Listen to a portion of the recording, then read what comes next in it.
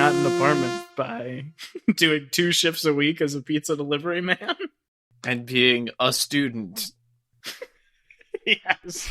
And getting paid $100 a month by J. Jonah Jameson. Okay, this movie. What? Fresh out the oven, it's Cinema Bums. I'm Emmett. And I'm Wade.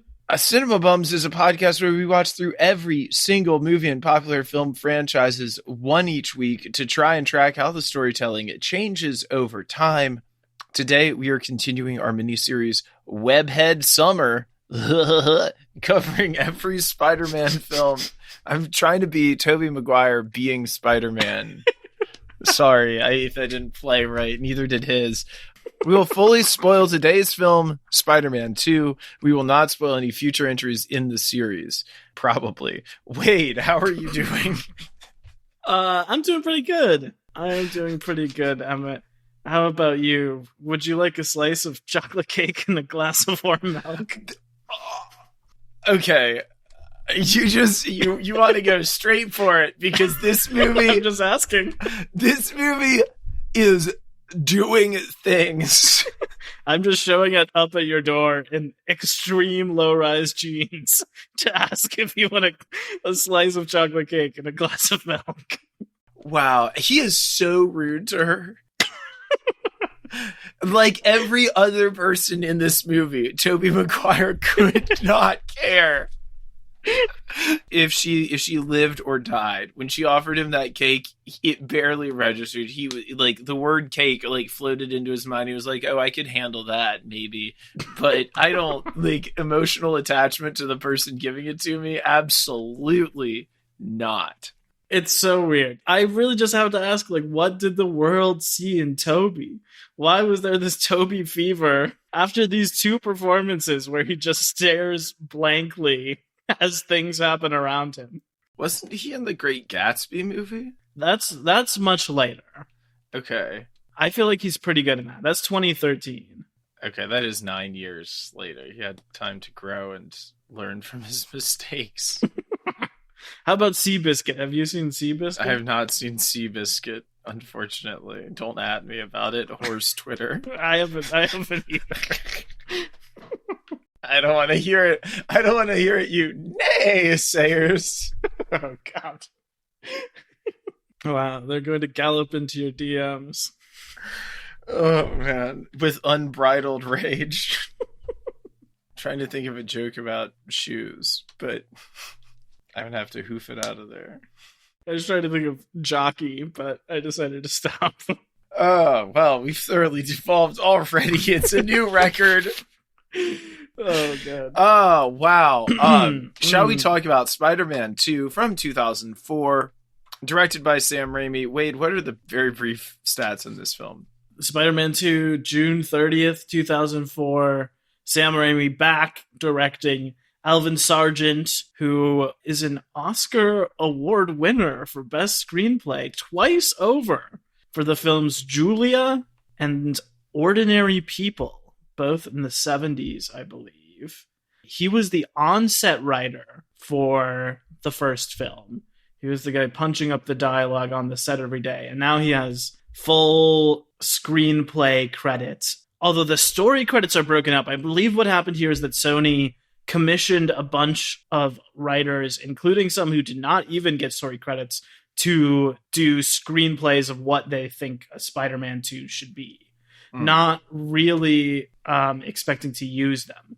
I think Sony was just like, let's hire like 6 different people basically and figure out what they think Spider-Man 2 should be.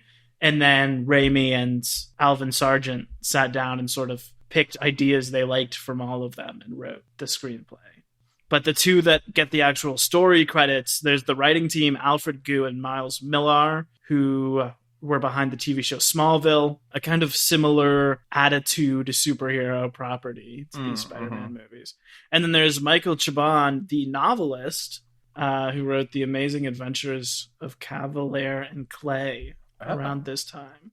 Have you ever read any of the Chabon books? No, but I've heard the name. I have too, but haven't read any. The score is by Danny Elfman, back again. 6 minutes longer than the first film, this one running 2 hours and 7 minutes, making $794 million on a box office of $200 million. That is just slightly under what the first one made, but bigger budget. It was the third highest grossing film of 2004, and it was critically acclaimed at the time, 83 on Metacritic to the original 73. It was nominated for both Sound Awards and won Best Visual Effects at the Oscars. Emma, for anyone who's not seen it recently, how would you refresh the plot of the Oscar award-winning Spider-Man 2? Okay, so I don't know if you remember, but in the end of Spider-Man 1, Peter was like, I can never love you, Mary Jane, not the way that God intended for a man to love a woman, because I have great responsibilities. If you don't remember that, it's recapped in art style in a 10-minute long opening credit sequence. Yeah, I was going to say at least all 6 of the additional minutes are the opening credit, which just recaps everything from the first movie. Yeah. MJ and Peter can never see each other again. Okay. Cut to MJ is finally maybe kind of starting to have some success. She has a boyfriend who just so happens to be J. Jonah Jameson's son, a famous astronaut. I'm not joking. Then, we've got Harry. Harry is over here. He's like, I must avenge my father. I saw him die at Spider-Man's hands. I must avenge my father. And so he's like going around, but he loves Peter Parker, and he has not put 2 and 2 together yet. Come on to the scene, the villain, ? Or perhaps the tragic hero of this story. Dr. Otto Octavius, which we gotta love J. Jonah Jameson's quote when he says, what are the odds somebody named Dr. Octavius is gonna wind up with 8 arms? It's true. So he has invented these, and this is very strange. Again, the whole villain thing, the plot, what is going on, kind of just hand wavy. But I'm gonna attempt to go for it here. Okay. He's created these arms, mechanical big spider robot arms. Yeah, he's got these cool robot arms, and they can do basically anything, is what we are led to believe. These are not his big project. These are just a tool that he is using in his big project. And his big project is creating some sort of massive nuclear fusion machine that basically replicates a sun in miniature, some sort of safe, repeatable nuclear fusion. He is manipulating that by touching bands of radiation with his metal octopus hands, which is far-fetched, but pretty cool when you see it. And then that goes horribly wrong, as, anyone would guess. And all of the the dozens of people who are standing very close by without any sort of protective equipment whatsoever start to be, sucked into the fusion thing. His poor, wonderful, supportive wife is killed by pieces of glass flying. Other people are injured. Spider-Man saves Harry, but it changes nothing. And so Octavius is injured, and somehow these arms take over his brain. And then he becomes evil Octopus Man, because the arm brains, they're semi-sentient AI arm brains, and they now control, and the arms have a need for them to somehow get the fusion thing going again so they can power themselves. So he is a man imprisoned in himself, and watching as he does all of these horrible things. His arms, his octopus arms are kind of doing that while his limp human body just kind of hangs there, but is still aware of what's going on. It's messed up. It's a really cool villain arc. Sadly, this affects Tobey Maguire not at all. It's kind of the same thing as the first movie with Green Goblin, where they're doing the villain is a nice guy Mm-hmm. who has a relationship with Peter Parker, Mm-hmm. who then has like some evil forced upon him, Yeah. and will go like in and out of the evil personality and like the good personality, like not really being aware of his actions. It's that sort of dynamic again. Which is interesting. I can't imagine that might crop up a third time. Yes. Anyway, Doc Ock, as he comes to be known, decides to build another fusion reactor down under the bridge near the river because, of course, he needs to get funding. His arms tell him, and he says, "Oh yes, the real crime would be not to do it." He robs a bank, but then Harry is like, "I can make you so much richer than a single bank. My father owned all the diamond mines in America," or some crazy thing like that. And then he's like, "I'll give you everything. I'll fund your entire program for at least another 5 years with a co-sponsorship. And like, if you'll promote us on social media, and then like, we'll do a cross thing." And Doc Ock's like, "All right, I'll do it. Whatever, I'll do it." And he's like, "Okay, but just one, you have to kill Spider-Man." And Doc Ock is like, I'm not a killer. I'm not a bad man." And he's like, "Do it. He killed my father." I mean, I'm making it sound better than it actually is in the movie. The best part of the entire movie is when Harry is going to give him like plutonium or some other absurd thing that he needs to power it in exchange for bringing Spider-Man to him. Apparently, they say something like there's only 25 pounds of it in the world, and Doc Ock is having him gather all of it. And Harry's like, "Yeah, I'll give it to you as soon as you bring me Spider-Man." And he's like, "Okay," and he leaves, and then he turns around, and the camera zooms in on him, and he takes off his little sunglasses, and he says, "Have it ready." It's great. I got chills down my spine watching it. It was a movie star moment for this very strange, like heavyweight, middle-aged scientist man wearing tiny little sunglasses as the sexy family man bad guy of this movie. I mean, just bizarre choices abound. At the end, he fights Spider-Man. Yeah. Spider-Man comes in. They realize that Mary Jane is the way to make Spider-Man unhappy. Oh, and for a while, Spider-Man is like, "Oh, I can't do this. I'm going to have to go without my powers." The main point of the movie, we forgot. There's this whole part where Spider-Man is sick, maybe, like has mutation sickness, and can't. He's doing the Wolverine solo movie thing, where his powers are just not working for a little bit. Yeah, exactly. It's just like not clear what's going on, but every once in a while, when it's convenient to the plot, he really gets boned. And he's kind of in a moral tizzy about it, and he's asking Aunt May, and Aunt May's like, "I don't know, Peter. They're about to foreclose on my house. I have bigger fish to fry." And he's asking Mary Jane, and she's like, "I don't know, Peter. I'm about to get married. You never even came to see me in the play. You like can't even ever step up." And he's like, "I'm sad you're getting married." And she's like, "Why, Peter? Why? Have you ever expressed anything to me?" And he just like looks, he just like blinks at her. And yeah, and then there's this weird bit where he talks to a doctor. Maybe the best scene in the movie. Is incredible. That doctor is so good. He's wearing a tie-dye t-shirt and jeans over like a loose smock. And he's just like sitting on the bed next to Peter, telling him to get his life in control. It's great.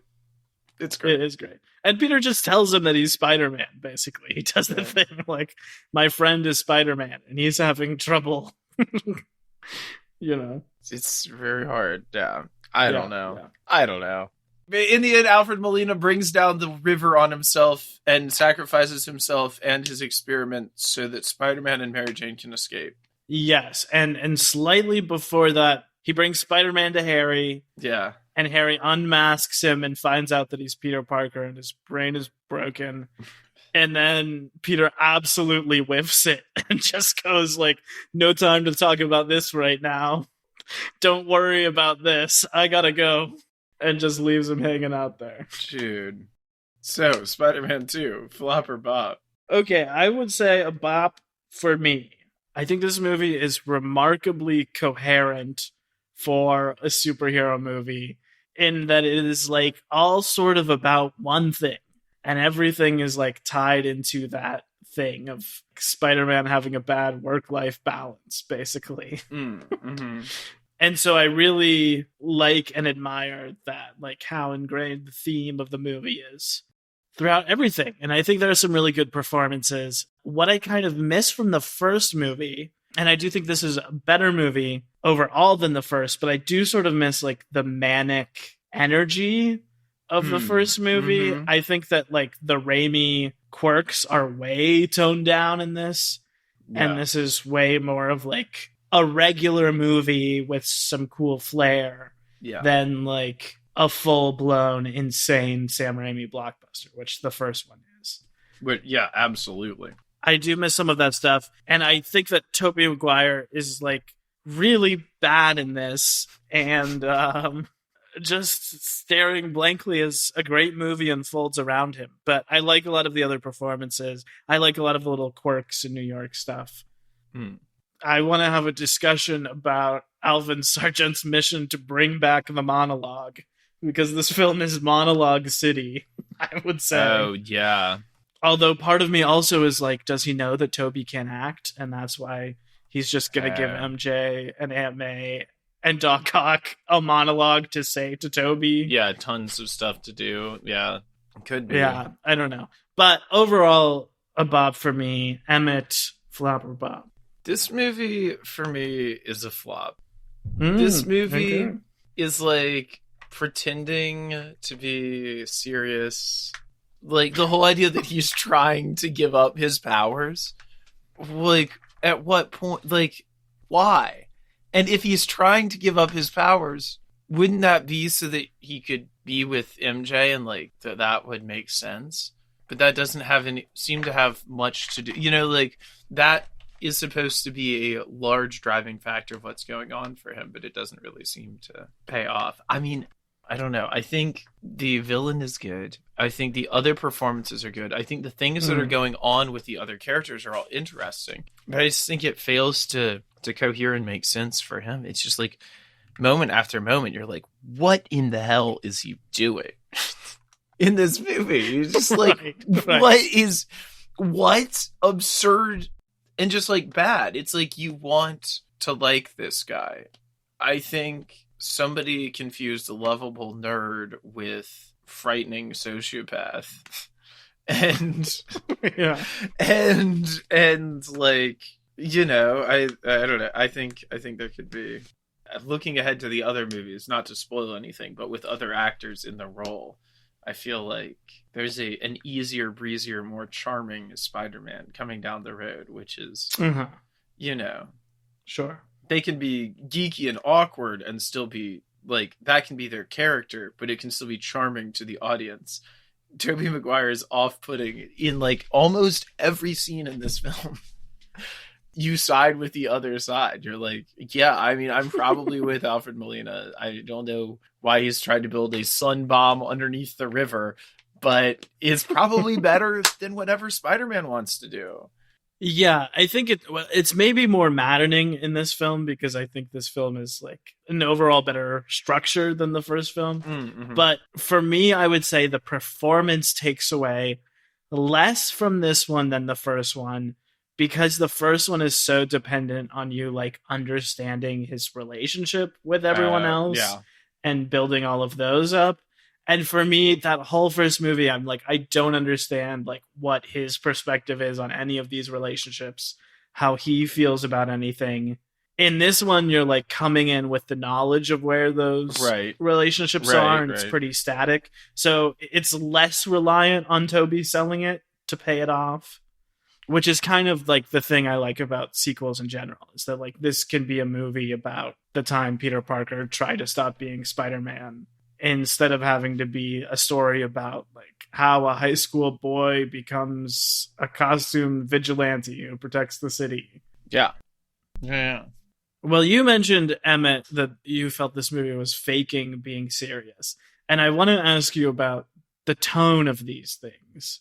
Right? Because my feeling is, tell me what you think, that these movies are not corny just because they're from 20 years ago. I think that they are going for some sort of heightened, corny, like, comic book world, right? Yes, I think they are. In this one, and in the first one, they are kind of by default on the fact that they're cramming so much information in. But this one feels more like a movie that is about real people. Yeah. I actually think it is a good kind of movie about, what is it, like 320 something year olds figuring out their lives. Yeah. You know? Mm-hmm. As that goes, I think that like all of that stuff is interestingly written, coherently plotted. I just don't think it works very well because Toby is making like stupid choices in every single scene. And it's like it's crippled.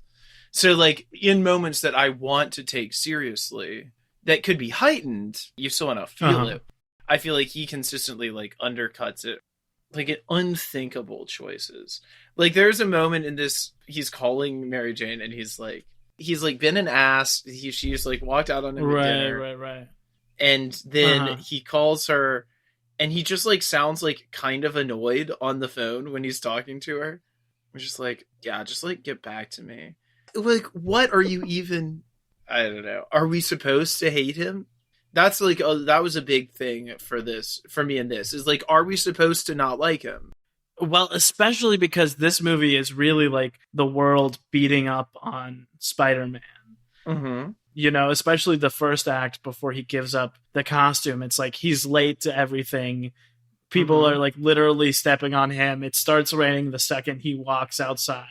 Like it is that sort of Peter Parker is doomed and can't catch a break. And you are watching that happen for like the first hour of this 2-hour movie. Yeah. So are we supposed to sympathize with him? Are we supposed to enjoy that this weird dude is can't catch a break? Or like, what is it all supposed to mean? Not a clue. Yeah, I kind of agree because I think it's a good story. Like, that's a good story, but it predisposes that we like the person and understand him. That we would care that he's going through such a hard time, which I don't think watching them today we really do. And I also think the main hard time that he is having at the beginning of this is that he is in love with Mary Jane and she is with somebody else.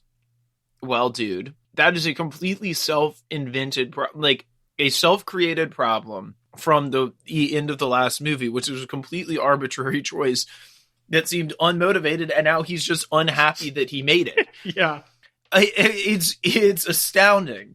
There was not a moment that makes any of that make sense. It was like, I regret this. And then even at the end of the movie, can we talk about this final scene where he's finally like him and MJ, it's like them, they're happy. And then he like has to run off and like go and be Spider-Man and go and get the thing. Mm-hmm. It doesn't look good for them down the road. Really interesting to me was that final shot. Because you get that moment, the like, go get him, Tiger. And then he goes off and you get basically the end of the first movie, like the long shot of him swinging through the streets and looks really cool. But then you flash back to MJ and you just see her face watching him silently for like 10 seconds. And then we cut to black. And that's the final shot of the movie, which feels important, purposeful to me. But I was a little taken aback by it. I think you were so right earlier when you were talking about in the first movie about how well cast Kirsten Dunst is. Like, I think she gets better in each of these. Although I think this one probably gives her the most to do. She knows what world she's in. Yeah, she definitely does. Because they write all of their romance scenes like different than they write any other scenes in these movies. And she is playing them really well, and he is not.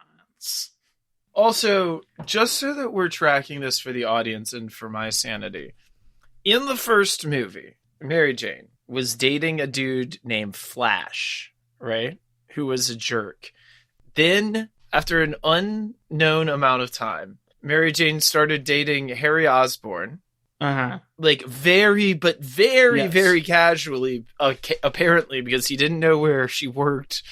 and nobody knew that they were dating until a Thanksgiving that still somehow everyone was at. So she was dating Harry, and then she fell in love with Spider-Man during the first movie. Yes. Uh-huh.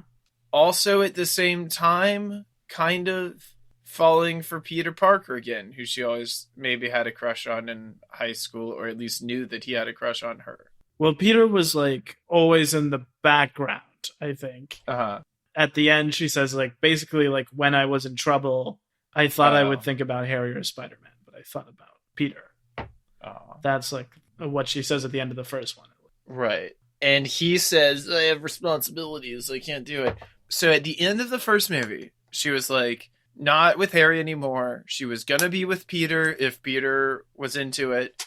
Obviously, she's not going to date Spider-Man, but she did have a thing for Spider-Man, too. Mm-hmm.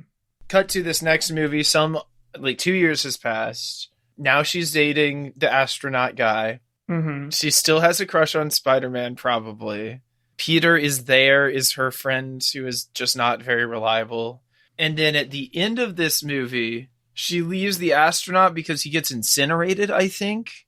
Does he die? Does he get fridged in this film? Or does she stands him up at their wedding, remember? Oh, wait. Am I missing this? It's at the actual wedding, and she just runs away.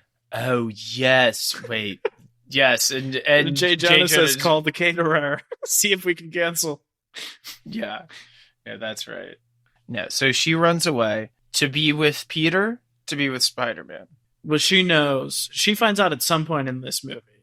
I think when she's being held captive in the end, she finds out because he's running around without his mask. Right, was running out, and she says, "Oh, and now they're together at the end of this movie."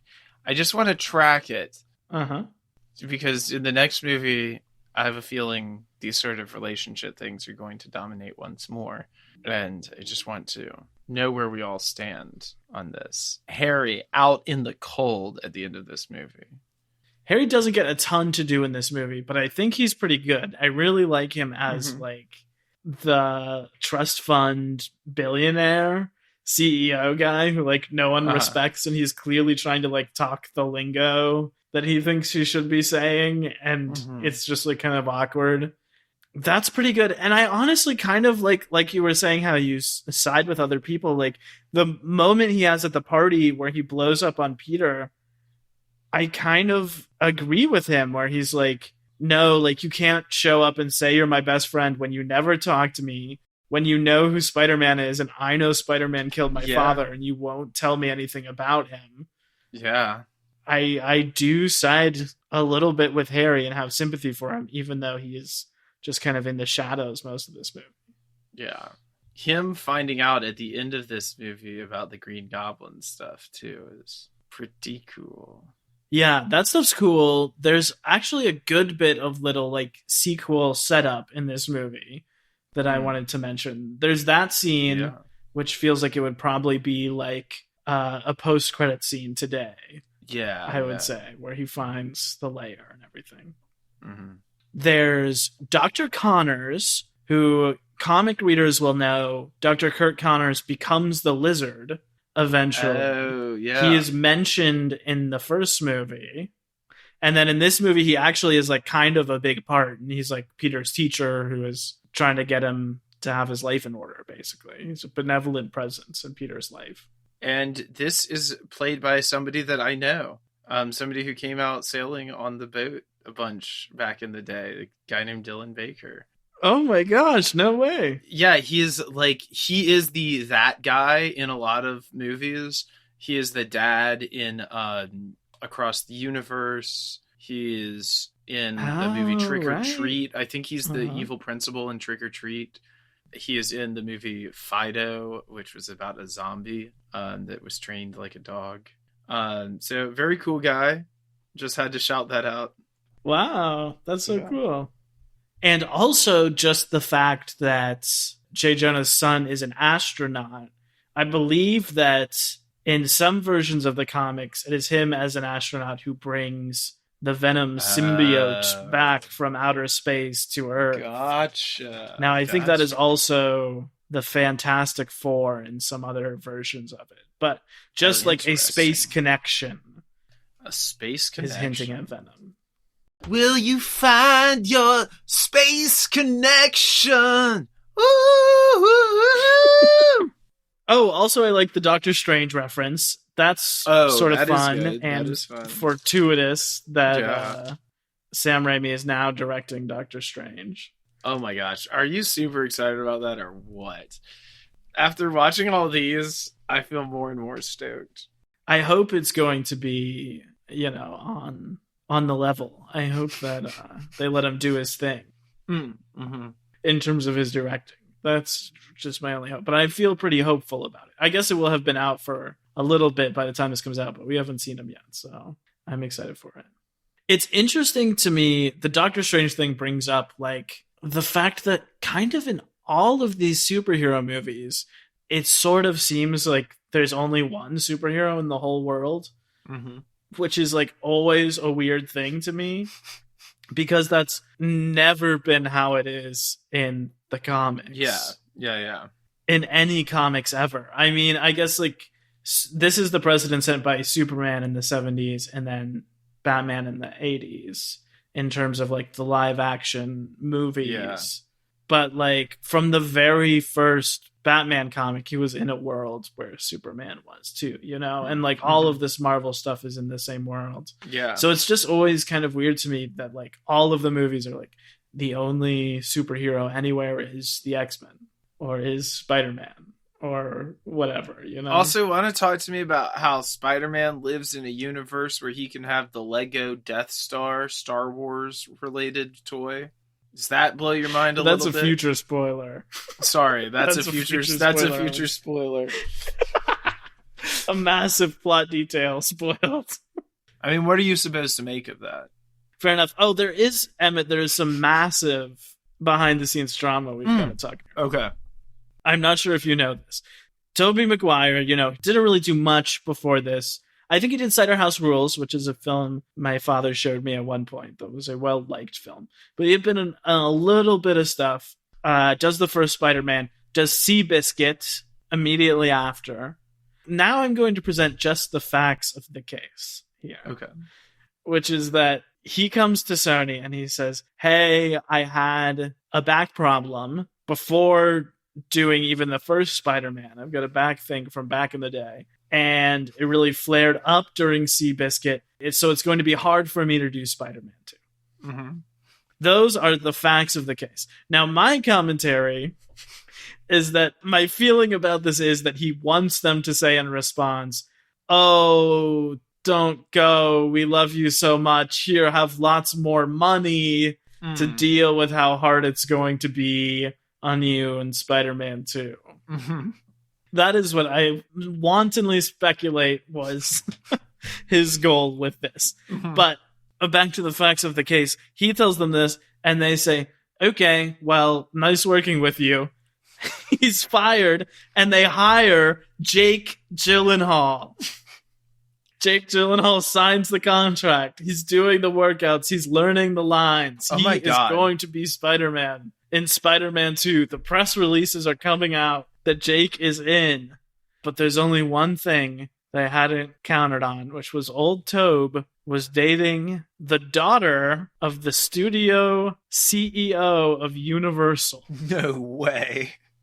So old Toby's girlfriend's pops is big and influential in Hollywood, and he gives the head of Sony, the top brass, a call and says, hey, Toby's really a good guy. Come on, have him back for the second one. And they eventually relent and fire Jake Gyllenhaal and rehire Tobey Maguire. Now, can you imagine being the person who had to like call Jake Gyllenhaal and be like, yeah, okay, I'm so sorry. We got Toby back, so damn. So sorry you've only been eating eggs for 6 weeks, but actually we don't need you. Wow. Yeah, pretty wild. And apparently Toby improvised the joke where he's like, my back, ouch, my back. Oh, is that a joke? Is that what qualifies as a joke in Toby land? Yes. It was him improving a little joke at his own expense. Whoa, I'm seeing here that Alfred Molina's first on-screen role was in Raiders of the Lost Ark as the young assistant who betrays Indy in the opening. Yeah, isn't that pretty wild? That is pretty I wild. was very shocked to see that as well. Crazy. I think maybe they've got him in some culturally insensitive makeup in that role. Although he is a Spanish man, Alfred Molina. So I think both of his parents are Spanish and he's from Britain. That brings us directly into the villain report. So, what are your thoughts on Doc Ock? And to a lesser degree, what are your thoughts on Harry Osborn as the other major antagonist here? I like the Harry stuff. I think it's well seated. I wish there was a little bit more of him sort of doing anything else, but I guess that this is sort of his like dark movie to be glowering in the background. I really like Doc Ock. I love Alfred Molina and his performance in this movie. It really is like such a cool, stylish movie star performance. I feel like it's the best thing in the film. And I like that he is sort of like a romantic hero. He's not like a traditional bad guy. It is more sort of like the arms are the bad guy. And I really love the moment that I really love from him is when he wakes back up, when like Otto wakes back up after all of it has happened and he realizes that it's Peter. And then he like puts together that Connors had said he was brilliant but lazy. And he is like so delighted to have figured out that in his head. Like it's clearly something that is bothering him the first time you see him. That Peter is this great science prodigy, but he never shows up to class. And then like the Doc Ock has the moment of being like, oh, I get it. It's because you're doing this. And he really like sees Spider-Man and values him. I think Molina plays that moment really well. Any other thoughts for the villain report? No, I just think it's like you said, it's very well done. This film, Spider-Man 2, famously adapted from George Bernard Shaw, Arms and the Man.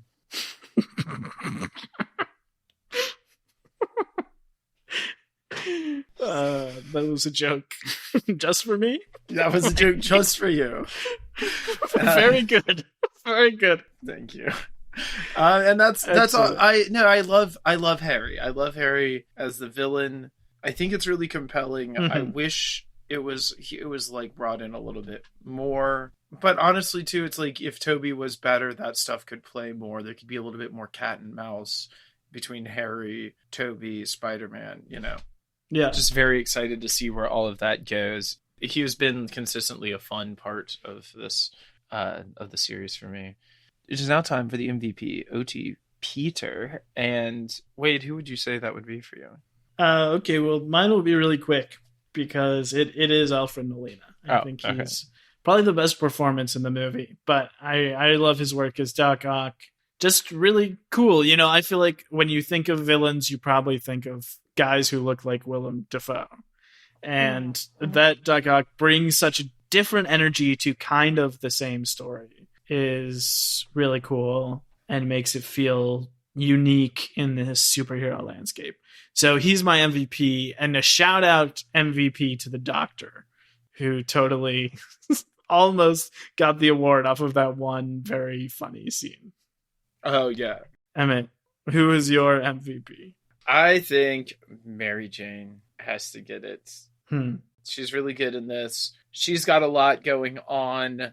I mean, I think this movie does a great job of like piling it up on its characters so that when characters are having conflict in the scene, there's multiple other layers of conflict that are also pressuring them at the same time. It's not just like the one thing in the scene.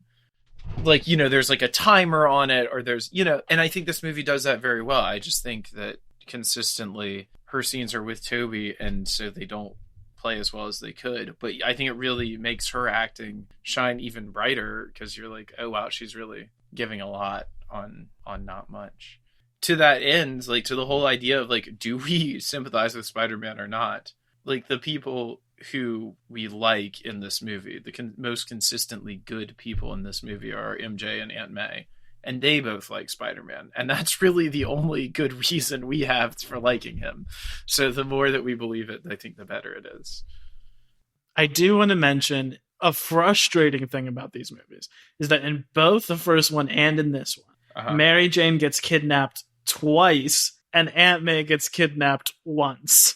In both of these movies, that exact thing happens, which is just like constantly putting all the women in his life into like the damsel in distress role. Yeah. Which sucks. Do you have any other final thoughts on this before we move on? Final thoughts. I like just a lot of the little tiny details in this. I like that they say Doctor Strange is already taken. Spider-Man at one point makes a reference to my enemies, and all of that stuff sort of gets my brain going and suggests that like in the 2 years or a year and a half between this and the first one, like there have been other supervillains we haven't gotten to see. Like I really don't like when these series sort of make it where all Batman ever did was fight Scarecrow, and 6 months later he fought Joker, and then that was it, right? And then he retired. And then he retired for 10 years and grew a brief beard. I really don't like that. So I like that there are adventures we're not seeing. And I like some of the other little details. Like I love the violin lady who recurs throughout this movie. Mm-hmm. And stuff like that. I think that's the fun little stuff you can do when you have like a solid structure and idea going, that this movie definitely does. I like some of the horror stuff too. I really like the glass kill where Rosie like sees her reflection in the glass as coming to, I think, behead her. I mean, a really like, that part's really scary. And when Doc Ock wakes up, particularly the one shot of like the nurse who drags her nails on the floor, she's getting dragged away by the arms. Some of that stuff is really fun, and Raimi goes kind of crazy. So yeah, that's classic Raimi. Yeah, in general, I mean, I kind of feel like if this did have Jake Gyllenhaal, it would maybe be what its reputation is, which is like one of, if not the best superhero movie ever. Yeah. But with Tobey, it is like a good movie, the rare superhero movie that is this coherent and this thematically tied together. Yeah. But it still just has the sort of black hole at its center, in my opinion. Yeah. I mean, when you say that, it reminds me of both Attack of the Clones and Revenge of the Sith. More Revenge of the Sith than Attack of the Clones. Because I think Revenge of the Sith is an excellently structured movie that then like sometimes fails to deliver on the writing or the acting. But that like what is going on big picture story wise in that movie, they tie a lot of stuff together really well, but it is kind of held back from being, truly great by having a lead that is not particularly compelling with a lot of the stuff they have. Yeah. And I think too with like weirdly written conversations too. And see, I don't know if that's to lean into Tobey's weirdness. And they're like, okay, so you were kind of weird last time, Tobey. Like, we're just going to lean into that this time. And then he was like, what do you mean? I'm not weird. And then he's like trying not to be weird the whole time. And it's even worse. Those are my final thoughts. Okay, now we're going to have Bum's the Word. It's a quiz. Woo! So I was going to do the top 10 highest grossing films of 2004, but then I realized you had probably already seen some of those when you saw Spider-Man 2 on there. So we're doing the next top 10 highest grossing films, the 11th through 20th. Ooh, okay. Okay. That's fun. So it's all from 2004. They're all still movies that you have heard of. Like there's nothing like, I don't think there's anything wildly obscure on here. Okay. Yeah, it's all going to be stuff you've heard of. The rest of the best. The rest of the best. The rest of the best of 2004. Okay. This is still in the top 20. Do you imagine how many films come out in a single year? Okay. Yeah. So at number 20, it's a horror film. I believe this is the American remake of a Japanese horror film. Is this The Grudge? It is The Grudge. That is correct. Nice work. Because The Ring is 2002, I believe. This next film is another horror adjacent film. It's by a famous twisty director. This is about a small group of people living in the woods. Is this The Village? It is, starring Sigourney Nice. Weaver and Joaquin Phoenix. Number 18, the 18th highest grossing film. This is a comedy film from, I believe, from a famous group, starring Ben Stiller, Vince Vaughn, Christine Taylor. When I tell you it's a sports comedy, does this ring any bells? It's about a very violent form of sport that used to be played in middle school gymnasiums across America. Is this Dodgeball? Yes, it is. Dodgeball, a true underdog story. Next, at 17th highest grossing film, it's a film by a famous documentary filmmaker. It's a political documentary and takes a critical look at the presidency of George W. Bush, the war in Iraq, and its coverage in the media. Oh, okay. Interesting. But it's not W, right? No, it's not W. A few years later.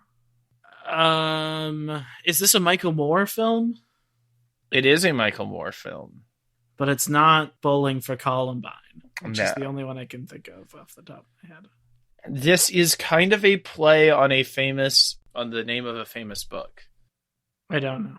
I don't know. Okay, the movie is Fahrenheit 9/11 or 9/11 by Michael Moore. Next film, number 16 on this list, an incredible horror action movie starring a true friend of the pod, a true hero to one and all. This is a movie that is about, among other things, family, lies, secrets, vampires, repeating action crossbow rifles. Wait. Is this Van Helsing? That is correct. Next movie, number 15, is a film starring Adam Sandler, supposedly a comedy. It's one of those classic movies that's kind of a take on the the Groundhog Day thing. It's Adam Sandler, Drew Barrymore, Rob Schneider, Sean Astin, Dan Aykroyd, Maya Rudolph in this romantic comedy. This basically, all right, so I'll give you the pitch. Boy meets girl and falls in love, and then the next day he sees her again and she has absolutely no memory of him because she has chronic amnesia. And so every day, yes, he reintroduces so and this they is fall in 50 love. First Dates. A bafflingly awful movie. All right, the next film on this list, number 14, it is the third in a trilogy. I think at the time it won the record for most Oscars ever. Wow. I believe that's correct. Wait, but is it... I'm confused. Is it Return of the King? Yeah. Isn't that a 2003 movie, though? It just made that much money still in 2004? I guess this says domestic box office for 2004. So, yeah, I guess it did. It made $127,000 in 2004. Oh, tricky. Wow. Okay. Watch out. This next movie is another Ben Stiller joint, I believe. It is, America's Funniest Man, Ben Stiller. It also stars famous actors, Barbara Streisand, Dustin Hoffman, and Robert De Niro, as well as Owen Wilson. This is Meet the Fockers. That is correct. Next up, it's a historical drama starring two of the most beautiful men ever to exist. Actually, more than two. Just kidding. It's more than two. It's starring many of the most beautiful men ever to exist. It is a movie about one of the most famous wars of all time, a war that goes down in story and song. Is this Remember the Alamo? No. Okay. So, let's see. It's an epic historical war film Is this Master and Commander, The Far Side of the World? It's written by David Benioff, who we've talked about before. It's an ensemble cast led by Brad Pitt, Eric Bana, and Orlando Bloom. It is loosely based on... Okay. This is Troy. Yes, it is. That is correct. Ding, ding.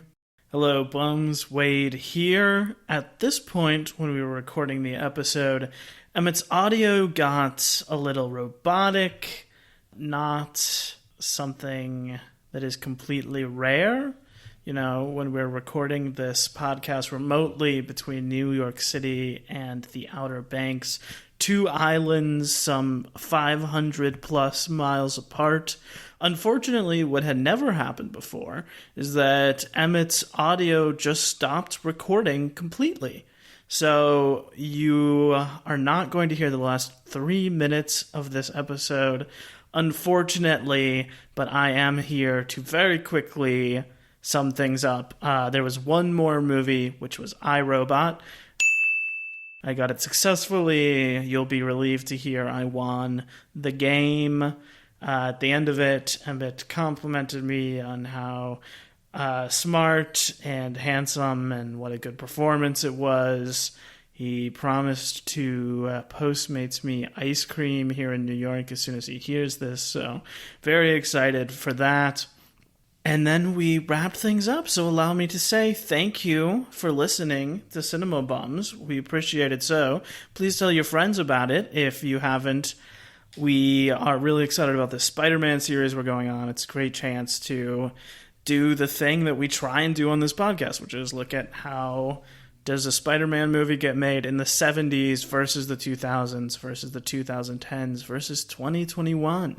And I'm really excited for all this stuff coming up. In 10 weeks, we're going to be watching Jordan Peele's Nope. Absolutely cannot wait for that as the year of Nope continues. And equally chillingly, next week, we're going to be talking about Spider-Man 3. So brace yourself for that Spider-Man 3 chat next week.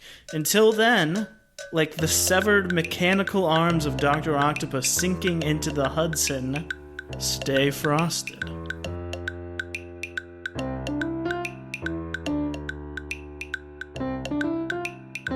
Cinema Bums is a production of DKG Podcasts. It is created and produced by Wade Lawrence Holloman and me, Emmett Temple. Wade also edits and mixes the podcast. Our theme music is by Zane Holloman, who you can find on Bandcamp, and our show art is by Autumn Beckner. Our social media is managed by Laura Bennett. If you like what you hear, please tell all your friends and leave us a 5-star review on Apple Podcasts, the 2 best ways to spread the word about our work. You can also follow us on Instagram @CinemaBums or email us at cinemabumspod@gmail.com. Don't flake on us. We'll be back next week.